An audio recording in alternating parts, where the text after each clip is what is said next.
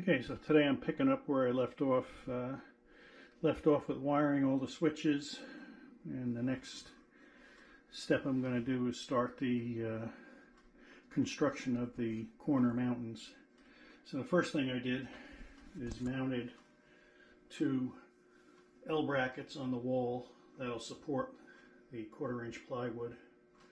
Then I'm going to cut to support the upper piece of wood, so that wood will be cut down to fit on there. That is 4 foot wide and 64 inches out, so it's roughly 4 by 5. Then what I did to make the contour for my mountain is got the brown paper, laid it out, traced out the design I want, and I'll put this brown paper will go on top of there, and then I'll get the jigsaw out to cut that down. The height I'm using is 9 inches. So the height of the top of this track is 9 inches from the ground up. So that makes that L bracket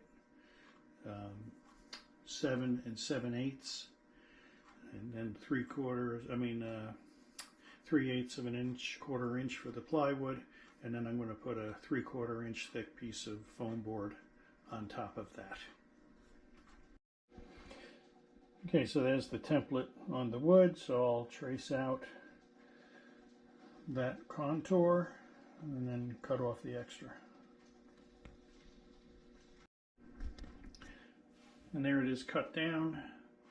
So the next step on another day, I'm going to end here for today, is to make the supports for the rest of that underneath, and I'll throw the track up there, and I'm going to save the landscaping stuff toward the end once all the track is up and running, but then I'll start showing you how I do my mountains and make the walls and so on. So it's kind of a unique way. A lot of people don't do it that way, but I use metal screening and toilet paper and a diluted white glue, and it makes a very good mountain look, and it's easy to paint, and it comes out pretty realistic. There's a lot more real estate on this particular mountain than what I've done in the past, so a little different than the last layout. But I'll pick up doing supports. Okay, so I cut the shims this morning to make that level and do a little test fit for the track there. Now what I'm going to do is cover that with 3/4 inch thick styrofoam. That's from Home Depot. So that's the next thing. So styrofoam now goes on top of that platform. Alright, so the styrofoam's now down and track is laid. Now I'm going to work on that far back corner. I'm going to try to reuse some of my old layout landscaping to fill in that corner, and that'll be the next step. Alright, so that's carving up part of my old layout. I'm able to reuse that mountain I made in the back corner and rose up the back level for a little more hillside, and I'll start putting later on start putting a station there and so on. So right now I'm going to clean up the mess I've made, and I was going to go and cut in my access hole over here, which is in the red area, but I don't want to end up having to come and go from there just yet, so I'm going to go ahead and start the other back corner and then work my way around and then cut that out.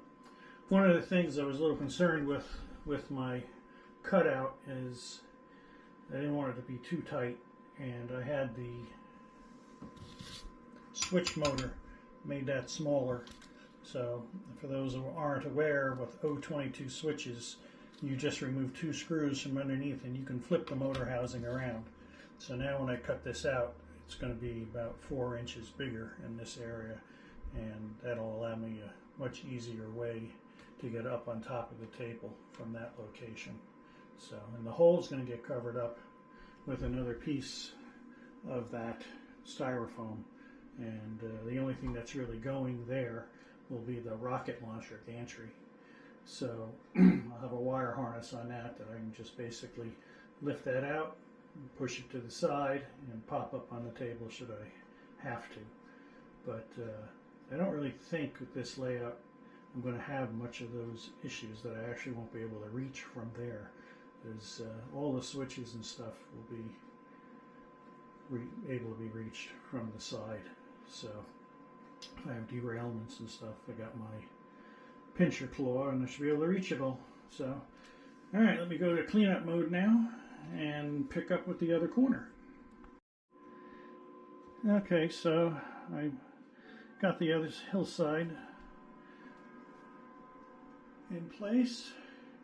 Tomorrow I'll cut track and connect it to the bridge, and then I just got the Lionel drawbridge, which will be another mountain in this area, and the drawbridge is going to connect these two pieces. So see how far we can get tomorrow. Hopefully tomorrow I get the track all cut and everything in place.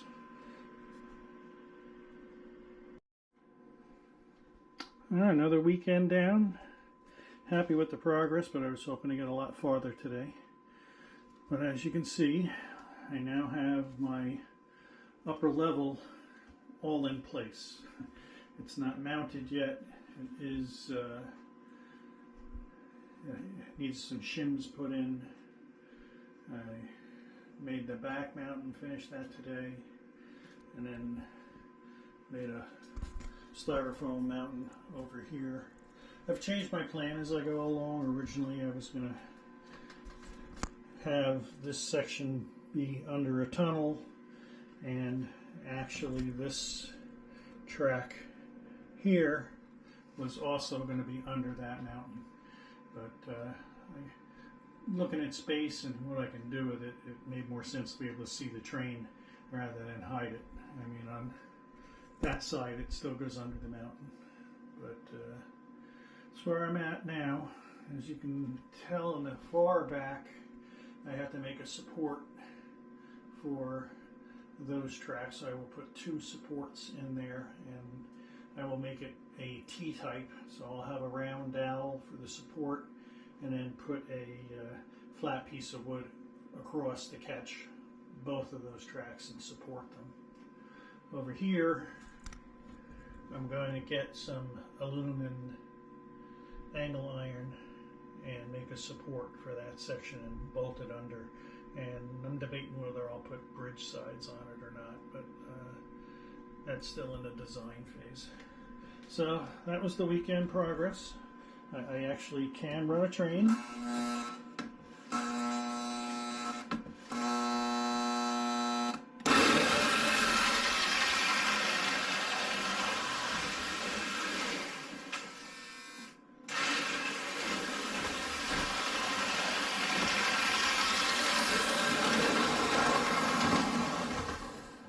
So that's where I'm at for the weekend.